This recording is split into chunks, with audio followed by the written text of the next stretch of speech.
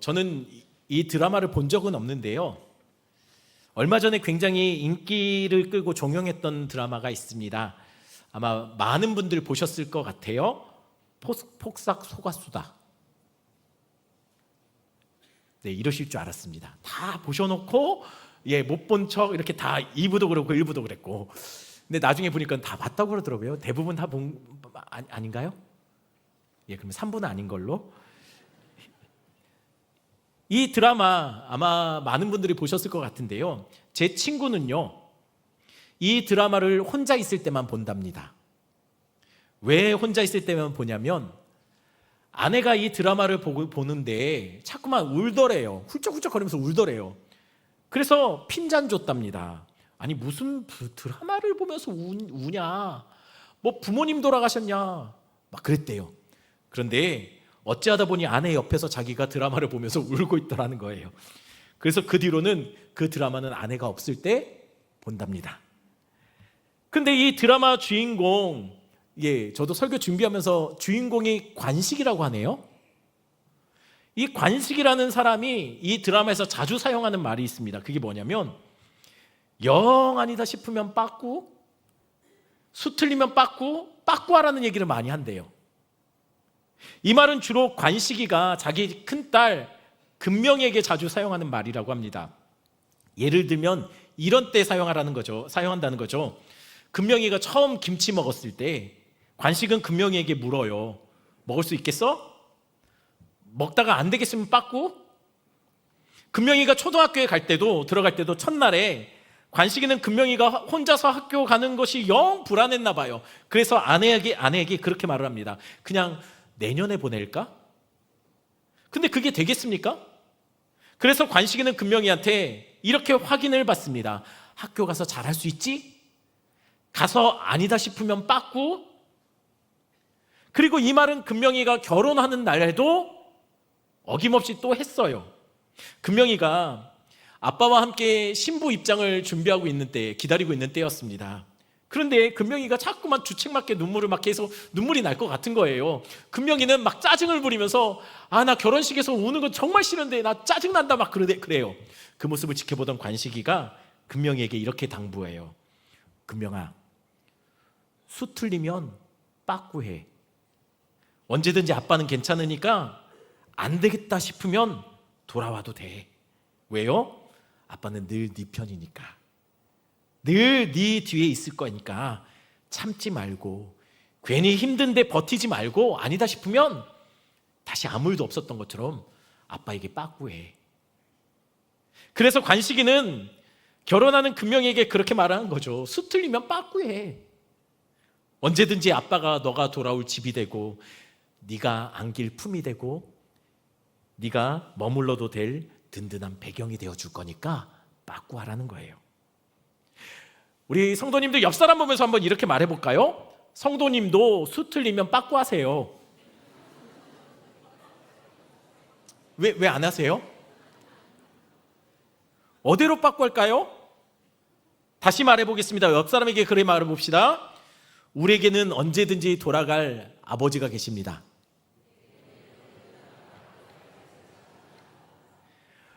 돌아갈 곳이 있으니, 언제든지 돌아가면 우리를 맞이할 아버지가 계시니, 여러분 괜히 괜찮은 척, 안 힘든 척 안 하셔도 된다는 거예요. 힘들면 빠꾸하세요. 언제든지 우리를 맞아주는 우리의 아버지가 있습니다. 하나님이 우리에게 주신 우리의 부모님들이 그래요. 그리고 우리 하늘 아버지가 그러세요. 그런데 우리가 몇 주 동안 살펴본 요한복음 4장에는 그런 사람이 등장해요. 어떤 사람이냐면 수 틀린 인생. 왜 이렇게 되는 일이 없을까요? 왜 이렇게 남들은 그냥 평범하게 사는 그것들을, 이 사람은 그것을 목표로, 꿈으로 삼고 살아요. 평범한 것을 희망, 꿈으로 삼고 살아가는 사람. 한마디로 인생이 너무 꼬인 인생. 아니 도대체 누가 그렇게 수가 틀렸다는 것일까요? 바로 사마리아 땅 수가라는 동네에 사는 한 여인 이야기입니다.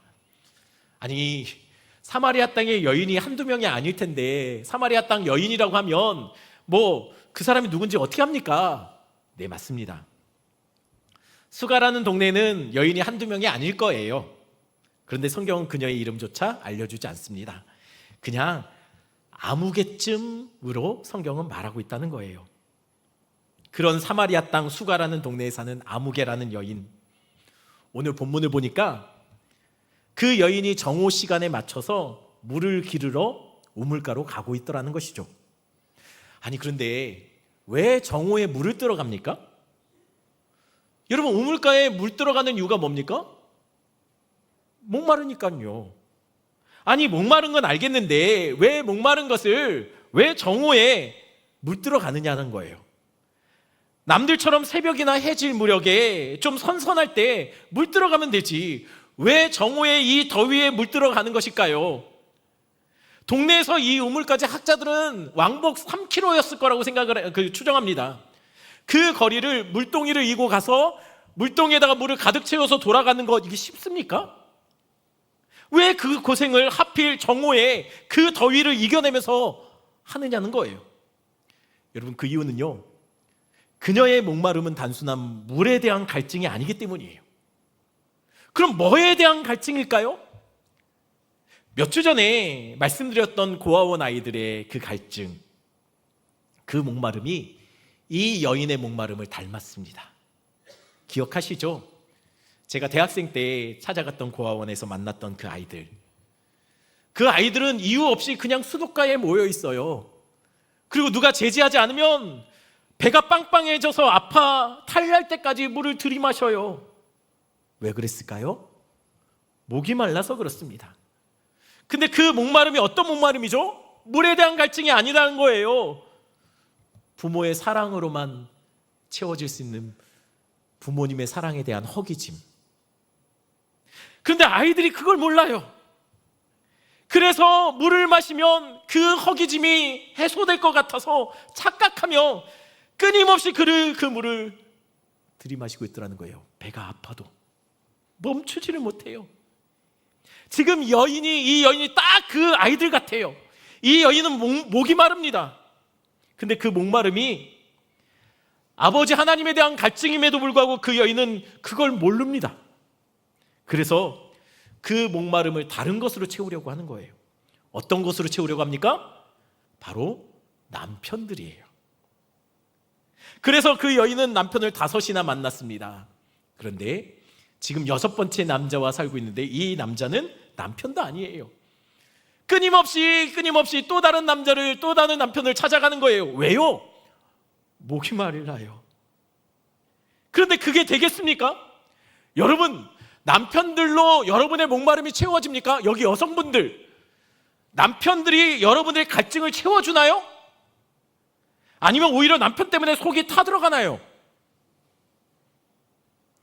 여기서 안 말하셔도 돼요. 곤란하잖아요, 옆에 계시면. 어떤 집사님은, 제가 아는 집사님이에요. 진짜 남편을 핸드폰에 이렇게 저장을 해놨어요. 왼수. 그래서 성경 말씀대로 자기는 내 원수를 사랑하기로 작정했답니다. 또 어떤 분은 남편을 핸드폰에 이렇게 저장해 놓습니다. 내 십자가. 그래서 이 찬양을 그렇게 열심히 부른대요. 최우승리를 얻기까지 주의 십자가 사랑하리. 빛난 면류관 받기까지 뭐 붙잡는다고요? 험한 십자가 붙잡겠대요. 그 험한 십자가를 하나도 아니고 이 여인은 왜 6번째까지 왜 붙드는 걸까요? 그 남편들이 정말 자신의 갈증을 해결합니까? 여러분, 왜 그랬을까요? 여러 번 말씀드렸지만 이 여자는 남자를 바꾼 게 아니에요. 남자에게 버림받은 거예요. 그걸 어떻게 할 수 있을까요? 당시 문화상 그래요. 당시 문화상 남자는 여자들 자주 어떤 핑계를 대고 쫓아내기도 했어요. 그렇지만 당시 여자는 남자를 쫓아내는 경우가 없었어요. 그게 안 됐어요. 그러니 이 여자는 남편을 바꾼 물러난 여자가 아니라 남편에게 버림받은, 매번 버림받고 또 버림받은 상처 입은 여자라는 거예요. 그러다가 지금은 아예 결혼도 안 하고 남자랑 살고 있습니다. 왜 이 남자랑은 결혼도 안 하고 살고 있을까요? 이 남자가 그렇게 생각했나 봐요. 적당히 살다가 때 되면 쫓아내려고. 혼인신고를 안 했으니 그때 쫓아낼 때 아주 깔끔하게 위자료 없이 쫓아낼 수 있으니까. 그래서 결혼도 안 하고 사는 거예요. 완전히 양아치죠. 그런데 문제는 그걸 이 여인도 알아요. 아니, 아는데 왜 같이 삽니까? 바본가요? 네. 이렇게 하면 바보가 되는 줄 그 여인도 압니다. 그런데도 이 남자를 놓지 못해요. 왜요? 이 남자라도 없다면 이 여인 옆에는 아무도 없어요. 이 여자는 매번 인생이 꼬인 듯 결혼에 실패합니다. 근데 영 아닌데도, 수가 틀어졌는데도 불구하고, 꼬였는데도 불구하고 문제는 빠꾸할 곳이 없어요. 왜요? 왜냐하면 다들 이 여자를 싫어하거든요. 남편들도, 가족도, 마을 사람도 다들 이 여자를 싫어해요. 벌레 보듯 쳐다봅니다. 아무도 그녀를 환영해 주지 않아요. 아무도 품어주지 않아요. 아무도 받아주지 않습니다. 그러니 매번 일이 꼬여도 알면서도 돌아갈 곳이 없어요. 돌아가 기댈 곳이 없다는 거예요. 그래서 계속 또 다른 남자를 향해서 직진하는 거예요. 멈추질 못하는 거예요. 계속 또 다른 남자를 찾고 또 다른 남자를 찾고 또 버려지고 또 버려지는 거예요. 알면서도 멈추지를 못해요.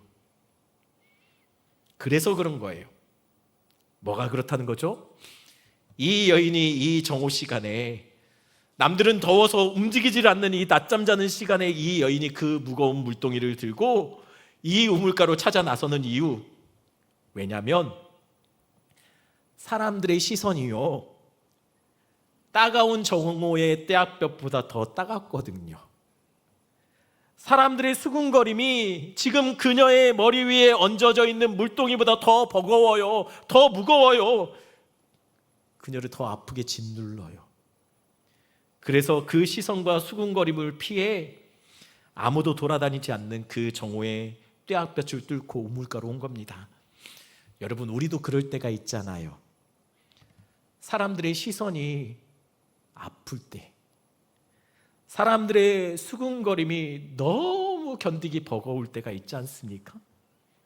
이 여인이 그랬다는 거예요. 그런데 오늘 본문에 기록된 것처럼 여인은 오늘 한 특별한 사건과 마주하게 됩니다. 여느 때처럼 여인은 물동이를 지고 사람들의 시선을 피해 우물가로 왔습니다. 그런데 어쩌면 좋죠? 아무도 없어야 되는데 그곳에 웬 남자가 그곳에 주저앉아 있어요. 많이 지친 모습으로 온몸에 땀으로 범벅되어서 탈진하듯이 우물가에 털썩 주저앉아 있더라는 거예요. 게다가 유대인이에요. 아니, 왜 이 시간에 이 남자, 유대인이 왜 여기 있죠? 다 아시는 것처럼 여러분, 유대인들은 사마리아 땅 근처도 안 가요. 왜요? 재수 없으니까, 부정하니까.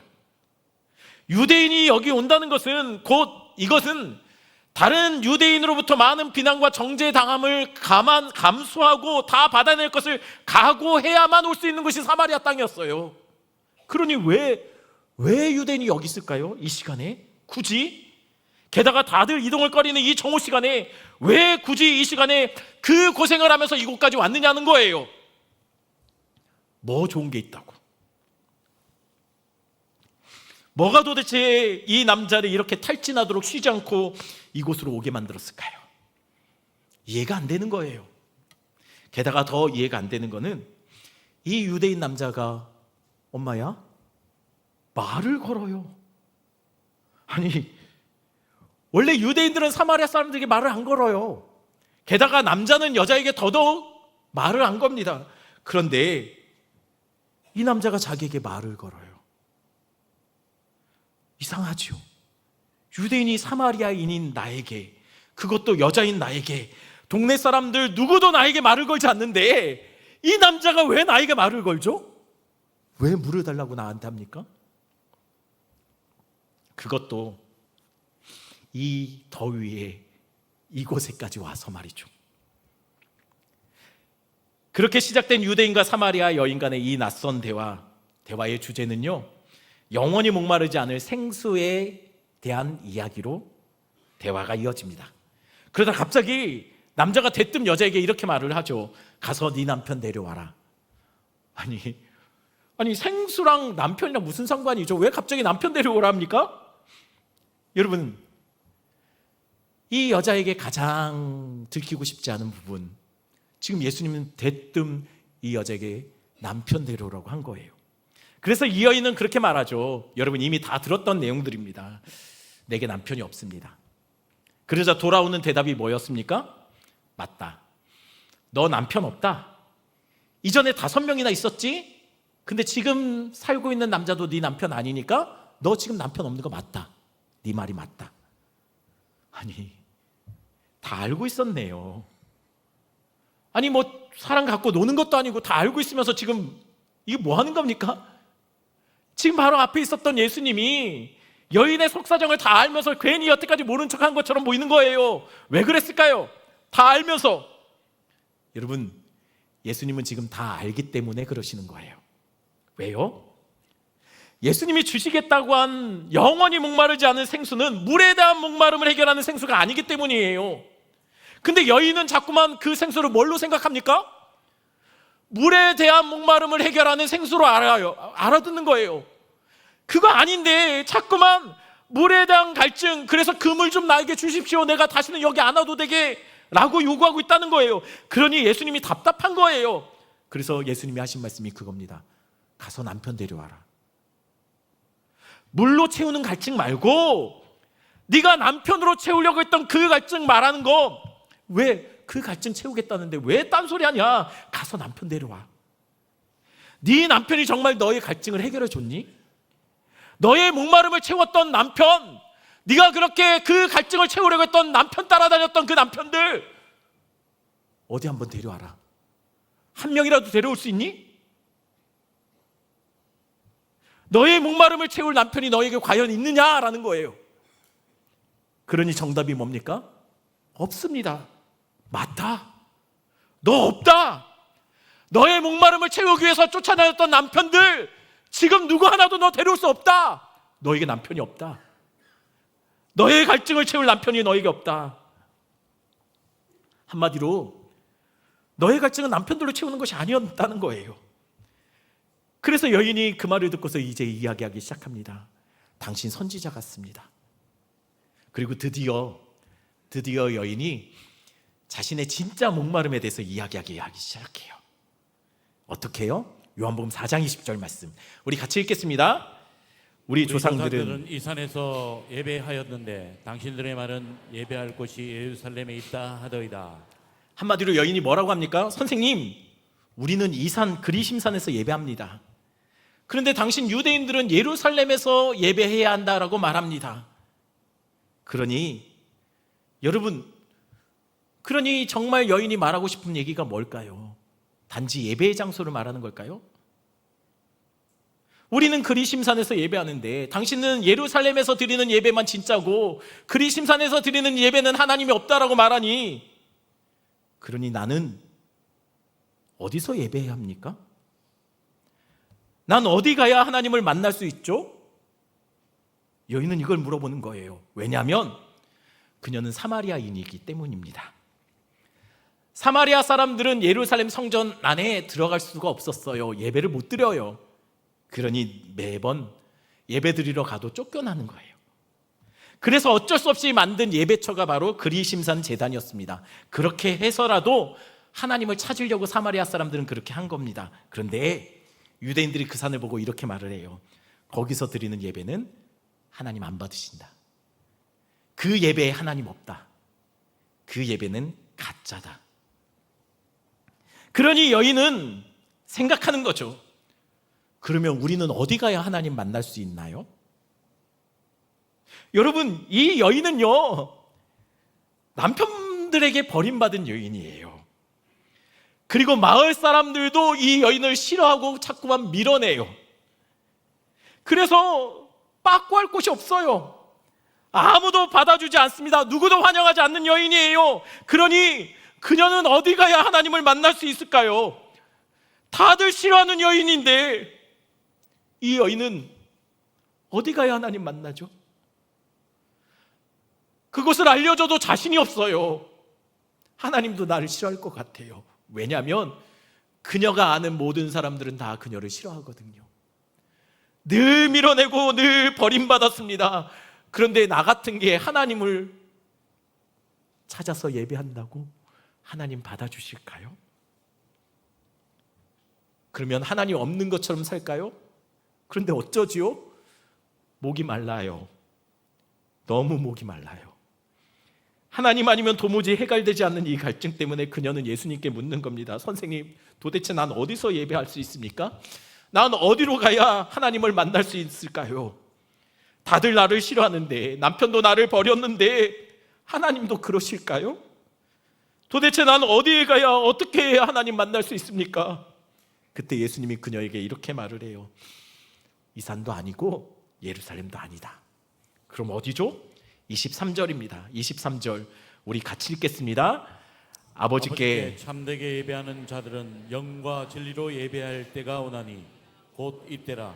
아버지께서는 자기에게 이렇게 예배하는 자들을 찾으시느니라. 예수님이 지금 뭐라고 하고 있습니까?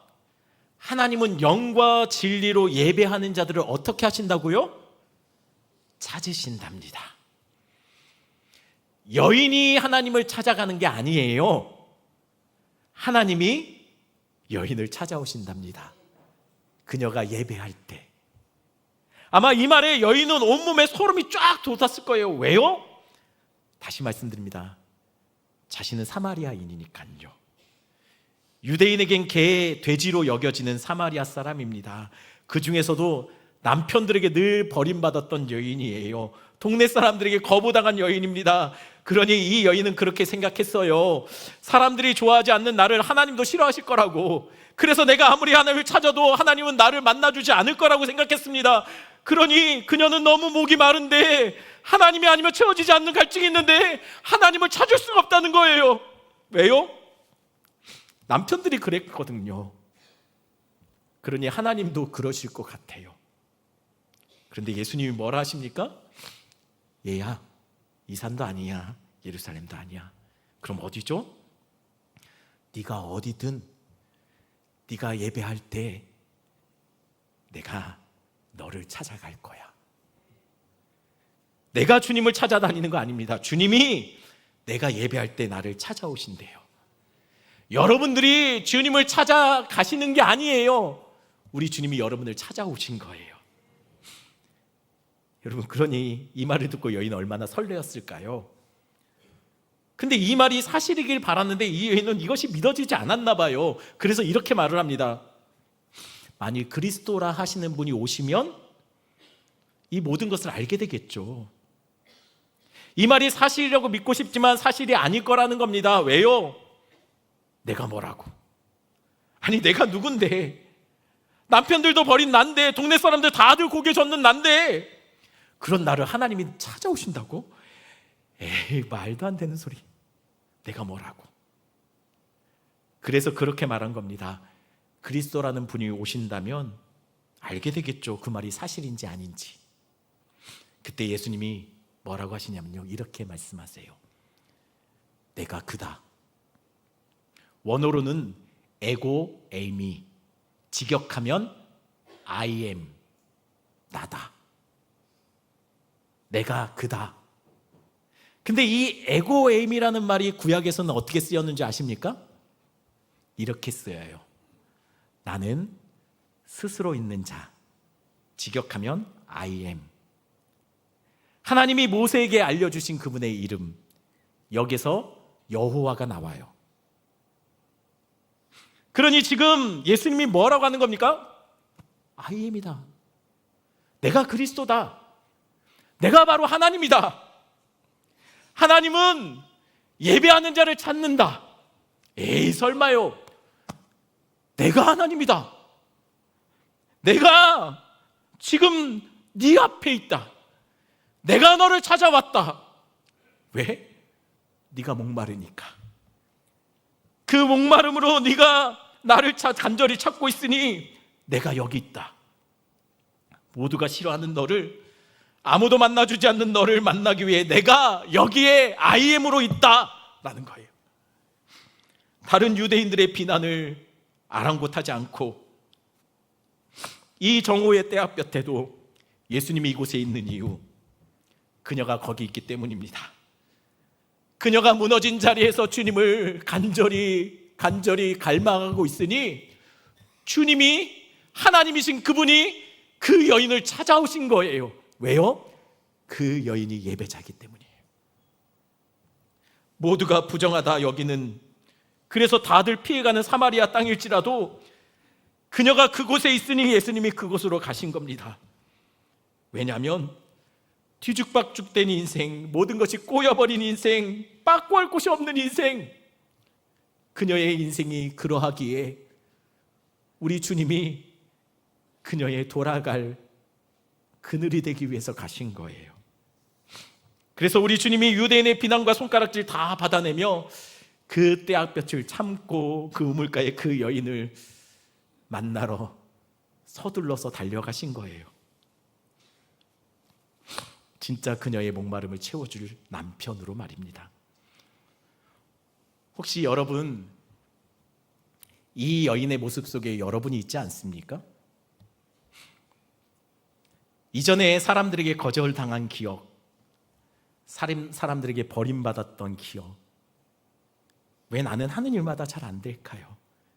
늘 실패하고 늘 무너지고 누군가로부터 사랑받지 못했던 기억, 그래서 사람들의 시선이 싫고 사람들의 수군거림이 싫은 혹시 그 여인이 나는 아닌가요? 왠지 모를 이 답답함을 안고 살아가며 아무리 다른 것으로 채워도 채워지지 않는 갈증을 지니고 살고 있는 분 이곳에 있습니까? 그런 분이 있다면 기억하십시오. 여러분이 아파하고 무너지고 주저앉은 그 자리에서 예배하십시오. 그러면 우리 주님이 여러분을 찾아가실 겁니다. 여러분을 향해 달려가실 거예요. 우리가 뭐라고? 아니요. 우리 주님은 여러분이 그 자리에서 예배할 때 반드시 여러분을 향해 달려가실 겁니다. 영상 하나 보겠는데요. 폭삭 소가수다의 마지막 장면이에요. 이 장면이 어떤 장면이냐면 주인공 관식이 암 때문에 병원에서 치료받다가 이젠 더 이상 병원에서 할 게 없다고 해서 마지막 가정에서 가족들과 보내기 위해 집으로 돌아왔을 때 장면입니다. 영상 같이 보겠습니다. 이모들이 다 땄어. 그놈의 바당 저도 속상했는지 당신 아픈 거 알고 더 내주더래. 평생을 퍼써도 끝없이 내어주는 바다. 엄마, 아들 왔네. 얼른 씻어. 씻고 와, 밥 먹어. 우리에겐 아빠가 바다였다.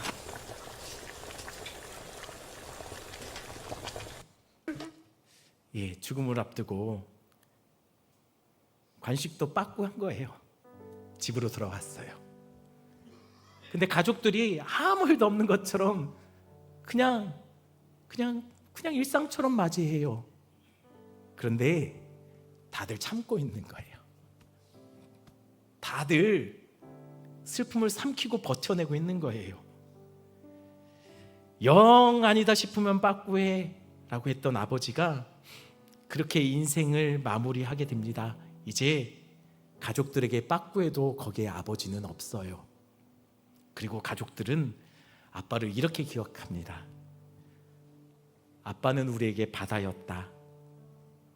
늘 퍼다 써도 아낌없이 내어주는 바다. 오늘은 어버이 주일입니다. 하나님은 우리에게도 아니다 싶으면 빠꾸할 수 있는 늘 아낌없이 내어주는 바다 같은 분들, 우리의 부모님을 우리에게 허락하셨어요. 세상은 우리가 어떤 자리에 있는지 그것을 보고 우리가 얼마나 가졌는지, 우리가 얼마나 많은 것들을 할 수 있는지를 봅니다. 우리의 조건을 봐요. 그리고 그거에 따라 우리를 환영하기도 하고 우리를 거부하기도 해요. 세상은 우리가 어떠한지를 봅니다.